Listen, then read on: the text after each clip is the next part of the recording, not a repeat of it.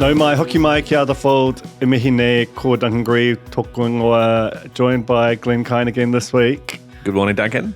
So what we're going to do, there's a lot going on. None of it like massively substantial, though some of it arguably should be. But we're just going to hit a bunch of stuff today, and that will be our podcast. We're going to talk about the budget from a media perspective. That's probably the most insubstantial thing we have to talk about. Glen's going to talk us through the latest radio survey, which has always been something that's fascinating and completely impenetrable to me, and hopefully you can break it down. We both watched parts of Herald Now, their new fast channel. Well, it's really just a fast show at this point, which I'm sure will be expanding, but some super interesting stuff there. And finally, a couple more nuggets, such as the news that Madison Reidy, a former Fold guest and host of Markets with Madison, has taken up the means of not production, but of distribution and gone independent, which is a really interesting kind of, I think, probably pointer to where media and relationships with sort of quote-unquote stars will be headed. But yeah, let's start off with the budget. Your first impressions from with a narrow media lens on? Yeah, I mean, obviously pre-budget, there was the announcement around the international component of the rebate that was announced, the top-up for the next few years. I was hearing noises that there might be a domestic announcement along similar lines, around creating more accessibility for the domestic market to be able to access a greater amount of spur funding. That obviously didn't eventuate. Doesn't mean it won't. I mean, the press release is interesting, right? And I sort of noted this in my summary where he basically talked about the media reform program and how we needed to make a more robust and sustainable sector. And like, you know, on one level, you've only been in the job a year. That's fine, you know. And there was the substantive, well, a couple of substantive papers that have been put out by various parts of government's media policy apparatus as kind of sketches rather than fine detail. But also, that's been true for probably at least 15 years and never has been acted on in any profound way. So we'll see, right? But what you're talking about might be a component of that potentially. Yeah, well, what I think we may see in the future, because you've got the production industry heavily lobbying both New Zealand on air, the government, and the Film Commission to be able to make accessible formats, right, to get funding, things like the block, you know, things we've talked about before. So I wouldn't be surprised to see that announcement come down the track, because I think it's going to be critical, frankly, to keep the industry thriving. But what we did see, obviously, was a commitment to journalism, 6.4 million over 4 years for local democracy reporting, court reporting, community reporting. It's so local democracy is almost the antecedent of it, and open justice. Yeah. So it's basically inviting more sort of, but it's a fund that is kind of. I think the quote was for courts, council, and community. Goldsmith took care to say this is about reporting, not opinion, which is clearly what audiences want. I don't know if he has the data to back that up, but it's certainly what the parties of government want, and certainly like that. That's the stuff that is suffering. Opinion. There's plenty of that around. So I understand the theory behind it. 1.6 million a year. Is that a lot of money? Not a heap, is it? Given the loss out of journalism, I think, I average that out to be maybe 80 roles. 20 roles. Sorry, maybe 20 roles per year, so 80 roles over 4 years. But again, it depends, right? It depends where you sort of mark the salary at and how much goes on sort of admin costs. It's going to be assessed through New Zealand On Air. In some ways, it looks a little bit like a sort of more narrowly targeted sequel to the Public Interest Journalism Fund, which was about roughly 10 times the size on an annualized basis. So it does give you a sense of just how, contained this is. But it's accessible to a bunch of providers. I'm sure we at the Spinoff will be putting forward something. and I'd say most newsrooms around the country will have an eye on it. Especially regional newsrooms. I think that's a really important component of keeping them alive and thriving. Local communities need to know what's going on in their community and in their courts. Yeah, absolutely. And those, unlike the PIJF, which did turn into a bit of a political football, open justice and local democracy haven't really been critiqued much. I've got sort of mixed feelings about open justice in particular, but which, I think on some level you imagine it to be, and it often is, to be fair to them, it looks at the Employment Relations Authority and so on, but often in terms of the prominence it gets on the Herald in particular, it can be sort of quite lurid crimes, which had previously been a big part of the news diet, had kind of come away a bit over the last 10 years and have come back a bit. And it's sort of arguable, there's certainly a public appetite for it, whether it's in the public interest. Sometimes it is, sometimes it's just the public is interested. Those aren't always the same things. Look, news is really complicated. I think Goldsmith knows that, even though there was that sort of slightly sort of arch comment he made. The other big thing in the budget was that RNZ, which had previously escaped some of the public sector cuts of year one of this government, was now feeling the scalpel. 7% reduction, which equates to $4.6 million a year. So if you look at it on a net basis, the government has found savings out of local media because the scale of the RNZ cut is bigger than the increase in the New Zealand On Air budget. And no doubt RNZ will be applying for funding too for the new investment through New Zealand On Air. So look, I to a degree, I think there was a level of expectation that maybe there was a cut coming from RNZ. In terms of the scale of it, what did you think? I thought it was lighter than where I thought perhaps they could have gone.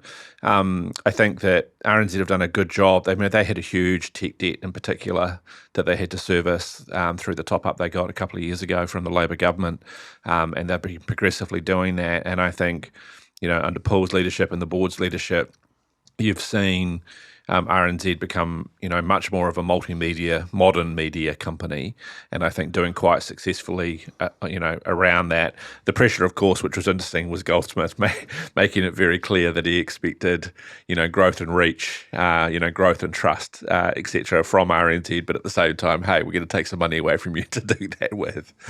I mean, it's both a sort of. It's not a fast, but it certainly is the kind of thing which, it's like how you.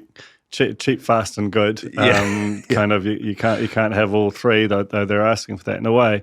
But equally, that is only making it what has been the kind of standing reality for commercially funded media for some years now. So, and in a comparative Western democracy, when you look around the world around funding for public media, we are still well underfunded on a comparable basis when you look around the world. That's true.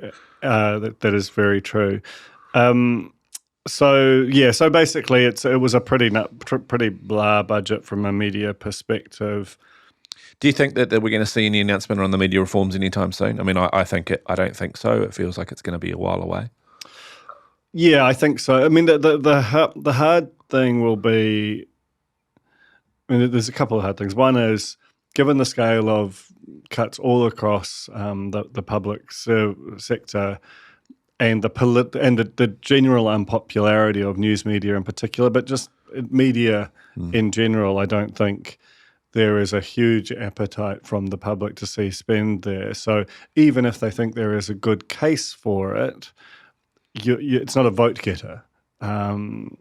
So you have that reality, and then you have a sort of how do you pay for it, like fundamentally, and against all of the other competing demands from government. So. One of the things which had been potentially earmarked for it, and this was something that came out, I think it was a sort of a late Friday afternoon bad news drop the week prior to last, was that the 3% digital services tax, which had been passed, I think, or at least kind of put forward by Labor and hadn't been dropped by National, was finally killed. And essentially, like the Trump administration has said that any, taxes on American companies in the order of a digital services tax will be looked upon very unfavorably, and they've actually announced a kind of a punitive tax measure of 5% escalating up to 20% over time for any country which does seek to try and claw back tax from the likes of Meta and Google and so on. So that door is closed, at least for the time being, at least for the next few years. So you just sort of go, yes, I think there is room for, and not all of this reform has to cost money, to be clear. So I'm sure that something will happen, and it will happen this year, but anything really substantial is likely to have a cost, and anything that's costly is hard to justify against all of the other competing political needs, let alone the fact that between New Zealand First and ACT, you've got people who are don't agree on a lot, and certainly, but they might agree that the media doesn't need more funding. So it's a tricky situation, right? Yeah, I mean, it seems to me it's going to be a lighter touch necessarily than what was put forward, because the structural reforms that are kind of needed just need investment, right? They need money to be able to, follow through and execute. That pathway for the government's just really not available to them under a Trump leadership regime. So I feel like we're going to have a lighter touch of what we could have had, and I think it's going to take a while before the government wrap their head around exactly what they do. Yeah, it's a pretty contentious portfolio and environment, and much as we might love to see a kind of a big beautiful media reform bill, one big beautiful bill. I don't know if we're going to. Let's move to the radio survey, which. I'm so glad that you're here to talk this through as someone who's overseen half of the commercial radio sector in New Zealand, because I think this is true even for people who are quite engaged with media. I think we're going to get. We should just say right now before you carry on, we're probably going to get in trouble. I'd say so, because there are about 5 people, I think, maybe 7, in New Zealand who really understand all this. And who have the sort of perfect recall over sort of, years worth of data. And there's also just a sort of a one weird trick of these awards, which is, I think, the thing they're likely to get in trouble. Probably Alistair Jamieson we might hear from him, which is. Well, let's come out and say it, Glenn. Well, I think the first of all, let's just break down the survey, what happens a little bit for our listeners, I think. So, with TV, you've got a complex, I won't go into it, but effectively an overnight measurement system. So almost real time, not quite, but pretty real time. All digital properties these days, everyone has first-party data. It is real time. You're looking at your audience data the whole time. Radio, obviously, has been under a survey methodology for a long time, whereby diaries are handed out to a representative of the population, and then people are asked to fill out a diary literally every day for a period of time, and then that data is collected. I filled one of those in. I just happened to be chosen, and it's a strange exercise. You have to remember. You have to remember what you've done over the course of the week and sort of estimate the amount of time you've spent listening to radio and which station. And I don't know, for some reason it feels like it's inflationary. Well, it feels like you need to say something. It's probably like you need to be able to almost justify, I've got the diary, I need to be able to put some ticks in some boxes. That's very true. And then there's also something where if you were around radio, because radio is this strange medium, you can be locked right into an interview hearing every beat of it, or it can just be sort of ambiently on somewhere to the point where you might even not know what and where it, if you're like, at a like a panel beaters or in a doctor's surgery or something, it's your sort of best guess at it.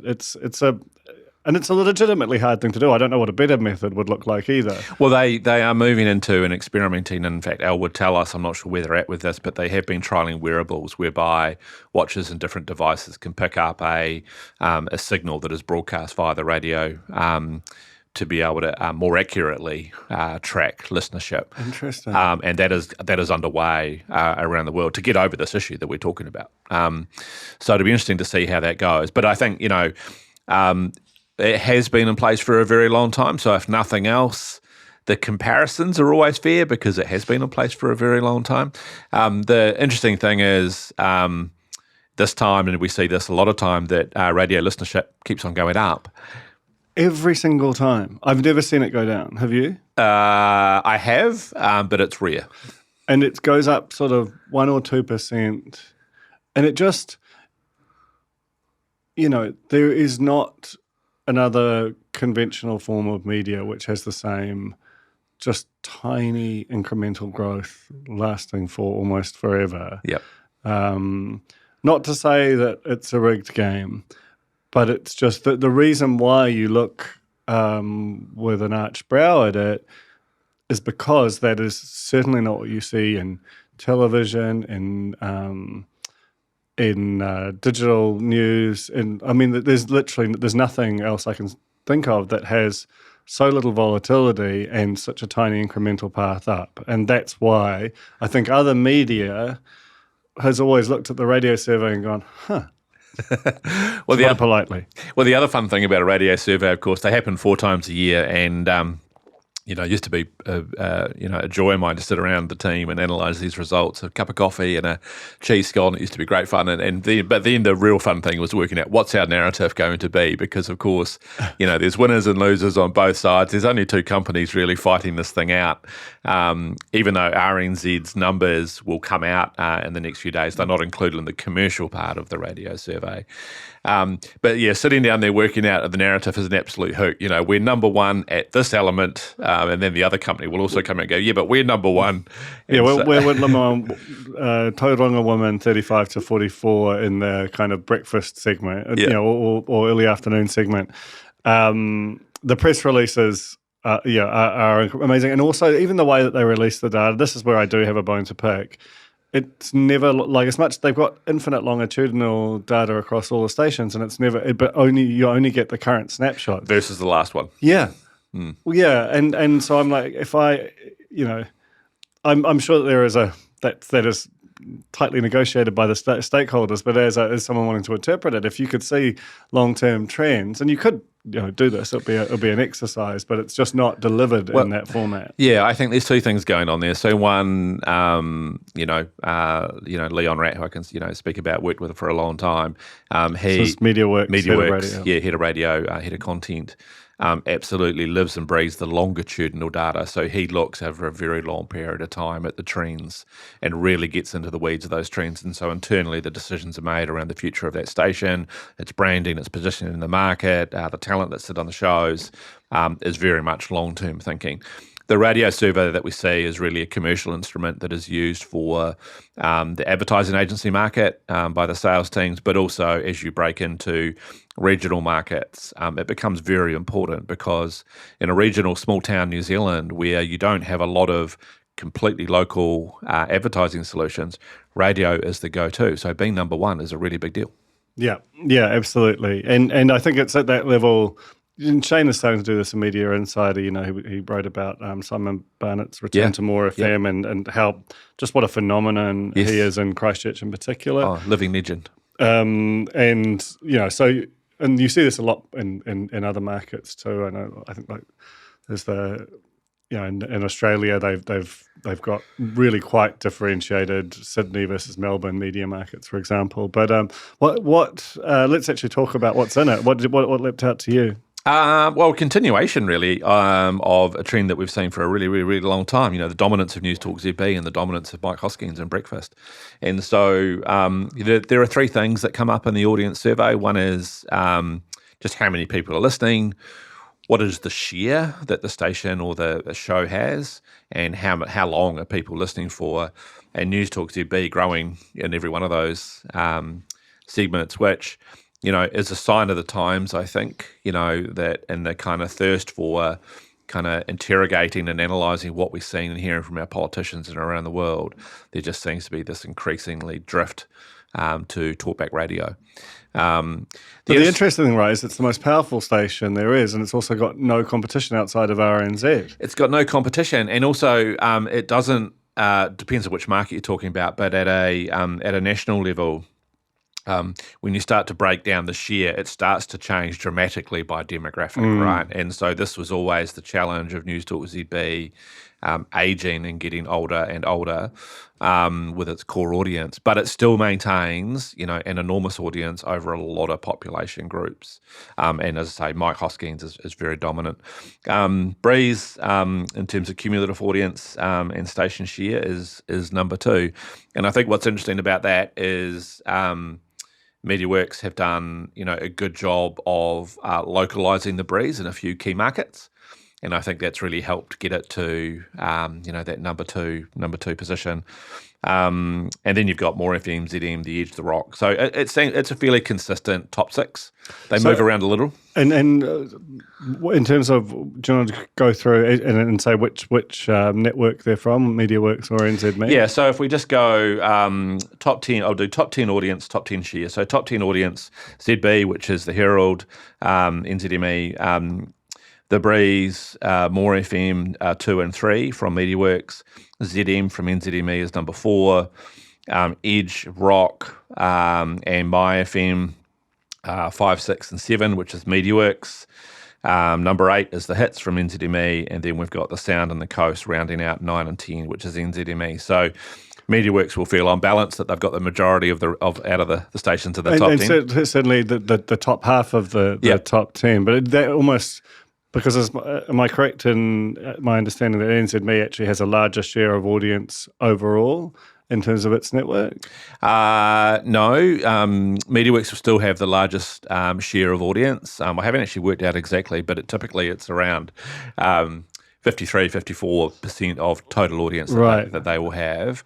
But what NZME have been doing is growing their share through the strength of ZB over recent times. It just shows how powerful Mike Hosking and there's a reason why he's the most highly compensated talent in media, and it's not close. However you might feel about him, the fact that he can basically hold up a whole network and in fact change its momentum. Yeah. Single-handedly is pretty extraordinary. Well, and I think that, one of the wonderful things about radio, and it still holds true today, is people form relationships with the announcers, and they build what's interesting to me is a trust, and it's something that I think has a parallel universe into the future of journalism around the trust that an audience forms with an announcer is similar to the sort of trust we're starting to see with news journalists, and I know we're going to talk about markets with Madison, but this ability to form a deeper relationship with talent, and that talent then starting to increasingly be in control of their voice and how it gets distributed.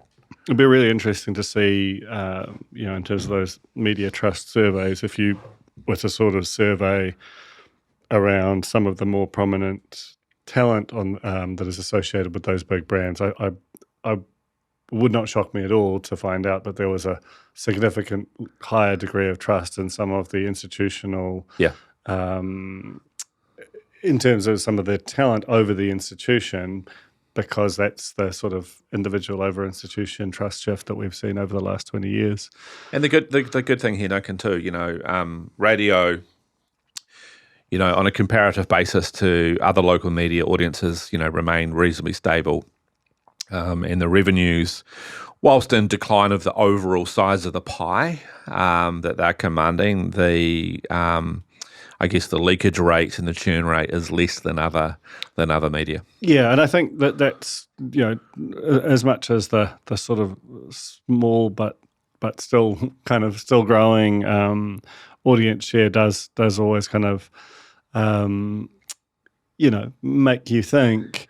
There are also reasons to sort of trust it in a way, because it's still, even with CarPlay and vehicles, there's still huge amounts of listenership that happens on commutes and at work sites and all kinds of things, which are a lot more sort of stable behaviourally than some of the other types of media, which have been much more disrupted by smartphones and so on.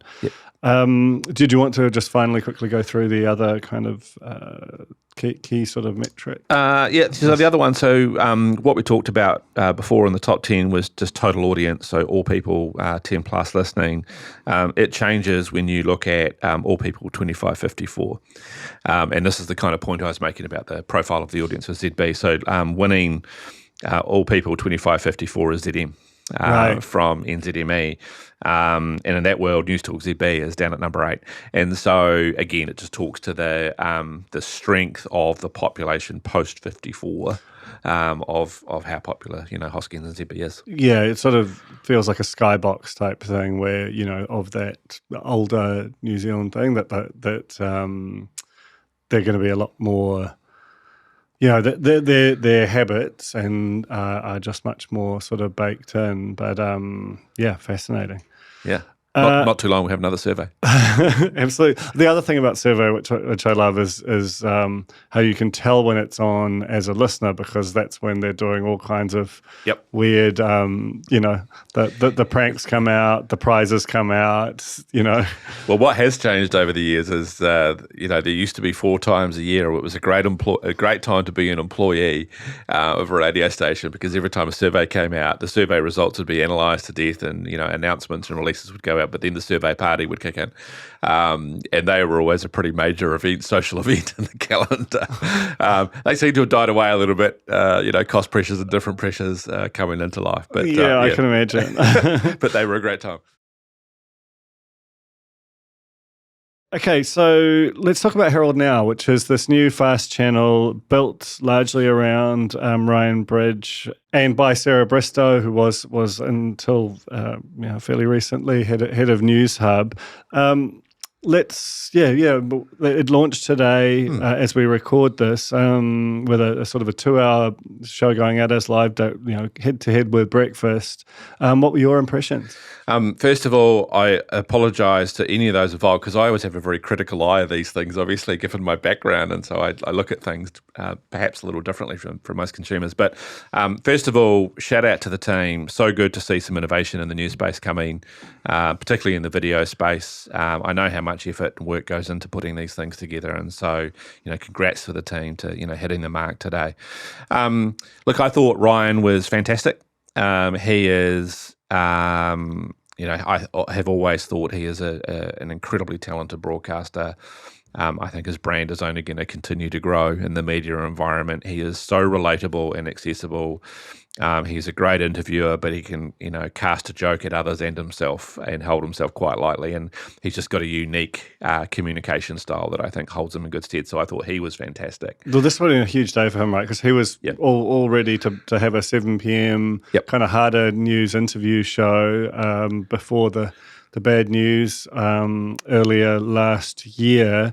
And while he's been in that sort of early slot on ZB for a while, having something like this, which is built around him, which has got a bit of momentum and a team around it, must be quite a moment after having that thing snatched away so cruelly. Yeah, and you would have seen watching it, just there is a huge amount of pressure on that solo holding that show together, making sure it flows properly, segueing in and out of interviews. There is a lot that goes into that, and he did really well. Yeah, and there was quite a funny moment I saw, during, they had a panel with Julie Christie, rare appearance, and Matt Heath, and he sort of dismissed them. We went to an ad break, which was, interestingly, like they had like a frame around the ads, which I assume is just to kind of,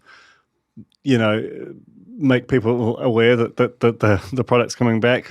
Anyway, just an interesting aesthetic choice. We come back and he's apologising because he's having dismissed the panel. It's actually still going. These kind of teething issues are natural, and there were a few of them. Yeah. For example, if you're watching on the Herald's website, and even though it is sort of streamed on YouTube, I couldn't find it on the Herald's YouTube channel. But on the Herald's website, if you click to another tab, which is quite a natural behaviour on a laptop in the morning, the feed just stops.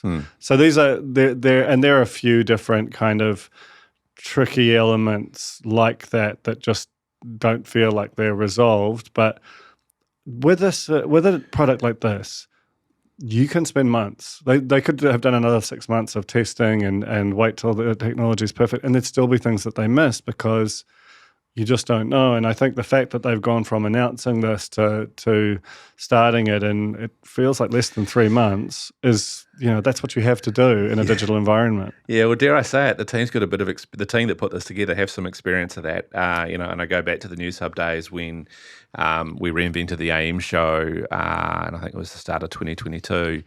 Where Ryan obviously played a major role in that, and Sarah and her team, they had and it was a brand new team, had about 6 weeks to pull that show together and did it. And so they have some pedigree of kind of putting this together under pressure. The teething problems, look, I agree, there were a couple of sound issues. They're clearly still working out the camera angles, still working out the background. There's still a number of things there that they're clearly working out. But the things that I thought were good, the pace was good. I thought the variety was as good as it could be. I found that the cross to the newsroom to do the news was a little jarring with the aesthetic of the show itself. This is Niva Itimanu, who long-time ZB newsreader. They Brilliant newsreader. Yeah, it just doesn't feel like it's sort of, like it's not to camera, it's sort of looking at her rather than her going down the barrel. And it was very clear a radio read being presented for television or for video broadcast, I should say. And so I think that's maybe an area to work on. I think the principle of it, let's make use of this resource that we're already going out with. Let's extend the brand into the ZB brand into a different realm. And they are. It's not just a straight read, even though it's radio. They had some pictures to go along with it. And I was flicking back and forth between Herald now and Breakfast, which is now effectively it has some competition. That will be its main competition. And it's funny, Breakfast is a big time studio show, and if you've been down there, there's it'll be a different world to what the resource they're working with at the Herald. But aesthetically, when you're watching on a laptop, interviews that are quite often conducted via, a Zoom or something like it, it doesn't feel as radically different as you might imagine. Yeah, one of the things it's sort of been well researched over the years is when you build a digital video news product, the quality doesn't have to be the same as coming out of the consumer is a lot more accepting on a mobile experience or a laptop experience of a different type of quality than what you would get out of a large TV broadcast newsroom, and that was reflected today, and I think it worked well, and I think that environment is going to be very strong for them when they, and I know they'll be experimenting with this yet, they haven't done it yet, but when they come to a breaking news story, having that newsroom behind you, having the busyness of bringing a live news to air. Hauling in journalists who've been reporting on it. Will be powerful. I think so, and I think that's where you'll really see, not in the immediate term, it probably won't show up in ratings, but in terms of where do people go when something happens, I think that'll be interesting as a challenge for Breakfast, which does have a more light lifestyle type show. And that's not strictly true. They absolutely have politicians on. They hit the hard issues, but that's it's presentationally true, I guess, is how I would frame it. And even down to the politics of the show, because this has got this link with through Bridge to ZB, which is very much a sort of centre-right, business-oriented approach. You've got quite a differentiated sort of fundamental philosophy that is coming across there versus TVNZ, which has to go broad, but also there are perceptions around. Its politics, which have been aired by politicians at various times. It just feels quite cool in a way to have we've got a proper little emergent battle and two differentiated products and audiences that are out there in market now. Yeah, that's right. I was interested. And I still am unresolved in my mind of whether the name Herald Now is the right name, partly because of the constraint, as you allude to, around the philosophy, the editorial and production philosophy of what that means. Versus, would it have been better to be ZB now? Or a different brand altogether? As I say, I'm completely unresolved on what was the right way, and the future will tell us. I think there's more opportunity for them, given it is a digital product, to think about some things like live captioning and increased graphics presence that make it really interesting for a mobile user as well. But these are all things I know that, they will absolutely be working on in the background. But you're right. We've seen the first entry, the first shot fired in a new competitive battleground, and we're going to see TVNZ no doubt do something similar but different. Their version of this, I'm sure, is going to be coming for the new TVNZ Plus. And clearly Stuff are working, aggressively on their video digital strategy. So it's going to be interesting to watch. Yeah, I mean the hard part is, and they had their ad sales team has obviously done well here. There was this felt more TV-like in terms of the way that advertising was presented. It didn't feel like it was programmatically surfacing ads. It felt like I'm just guessing that everyone was served the same ads. I saw Dilmah and 2 Degrees, like they felt like big national advertisers, and it felt like an ad break as opposed to a dynamic insertion. I'm sure that will probably potentially change over time, but all of that served to make it feel a bit more TV-like than YouTube-like. Yeah, it's interesting. I think they will be wanting to. I think there were 4 to 5 ads on any given break, and some of them were 15 seconds in length, some of them were 30 seconds in length. They'll be looking to create some scarcity in that ad business that, they won't want to blow that out to 10 ads or anything like that. It's very important to build engagement in this product. So I expect a lot of the commercial work early days to be around sponsorships, which you saw of that. A lot of segments had sponsors attached to them. And they'll increasingly do brand integration, I think, into certain segments in the show as the main way of monetizing to maintain really high engagement in the show and minimize the ad breaks. I think that the big thing for me, and it will probably be quite instructive about how it tracks over the first sort of 6 months or so, is how they surface it. Now, obviously, they've got some really powerful drivers. They can make persistent references to it on ZB, which is, as an audience, will be very relevant to it. They have the Herald homepage. It's currently in quite a tiny little rectangle, which is sort of up to in the top right-hand corner on desktop. It's kind of fiddly. On the app, I couldn't find it at all, on the mobile app. So these things will change over time. They've talked about it being on YouTube, for example. But I think that the Herald homepage is this really powerful, it has thousands and thousands of people on it at any given time.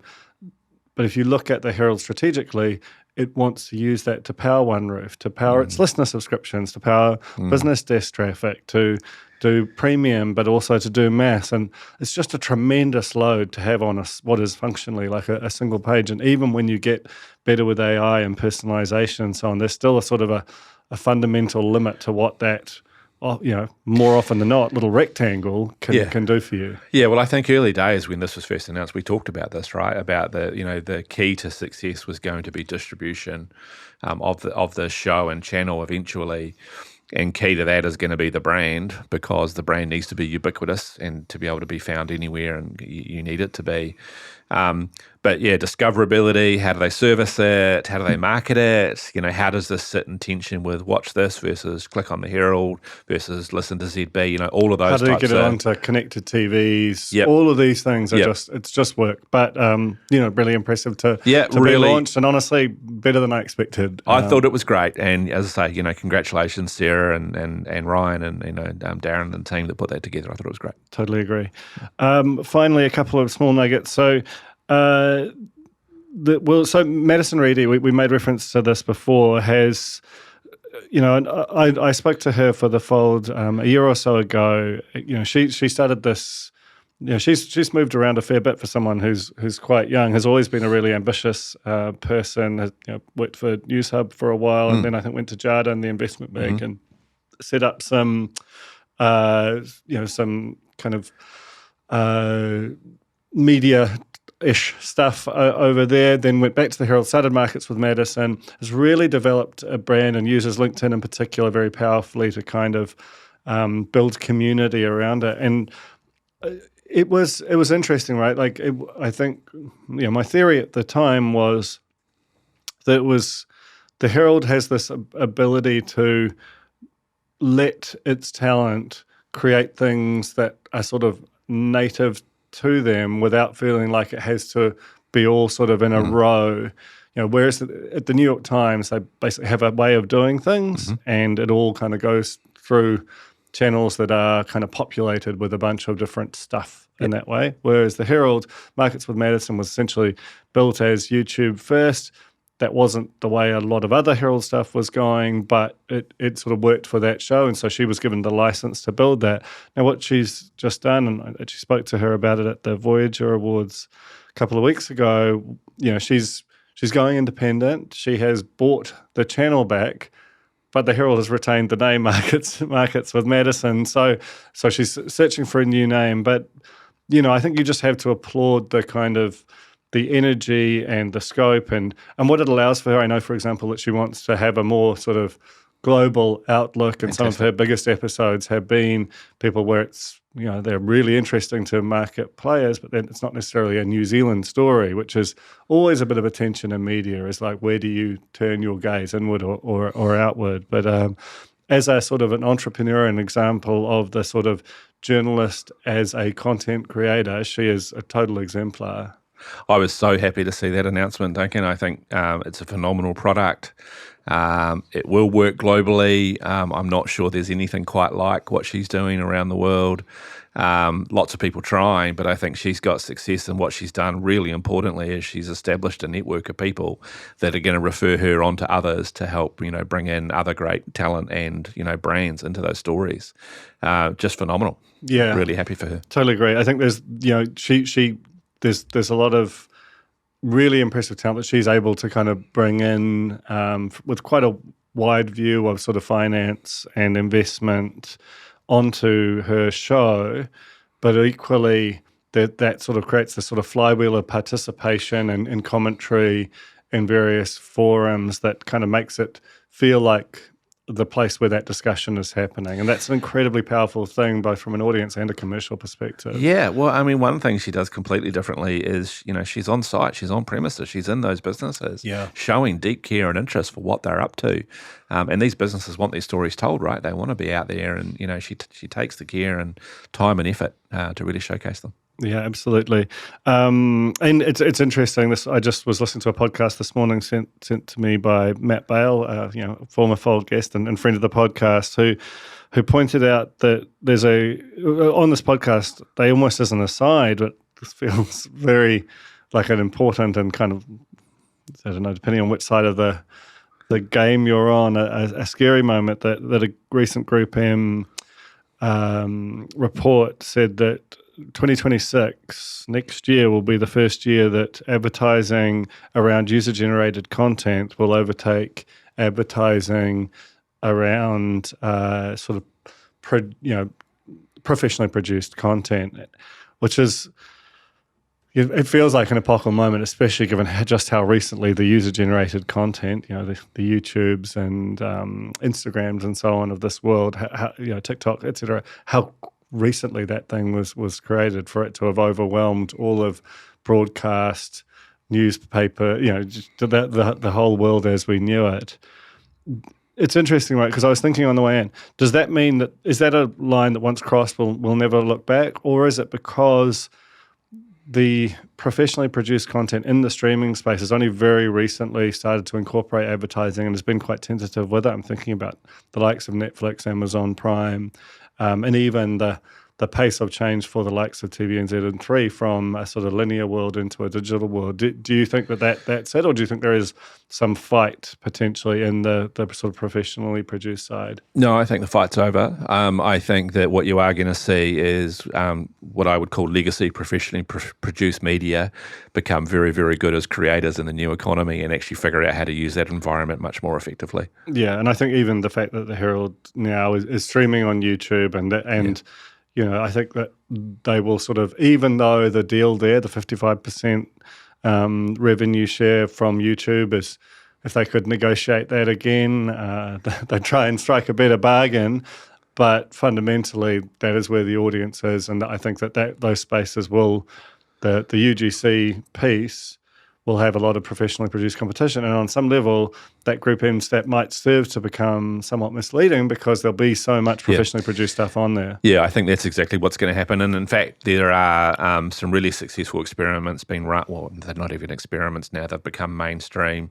But of companies like ITV, Channel 4 in the UK, CBS in the US, like where they are running now a lot of their kind of promotion on YouTube, where they are taking, elements of their shows, or they are taking back catalogue and back library and building audience on YouTube as a funnel through to their main broadcast channels.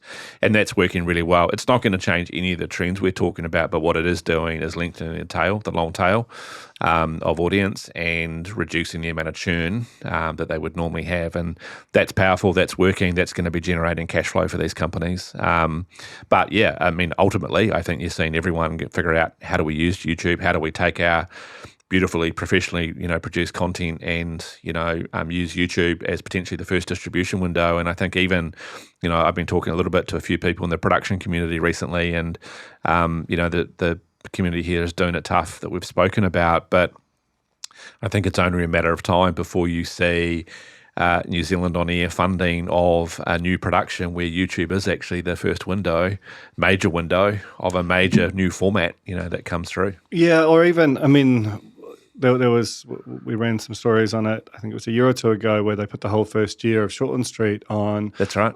I kind of don't understand why there isn't a massive amount more of that going on with production companies who have huge back catalogues, which they haven't been successful. I'm not even sure if they're trying super hard in kind of putting on the likes of TVNZ or 3 Now. Probably whatever the bargain they could strike there might not be substantial enough to sort of justify the effort. But I think about the whole Julie Christie back catalogue. If that were to sort of suddenly appear on a YouTube channel, rather than right now, it's just in a vault for the most part.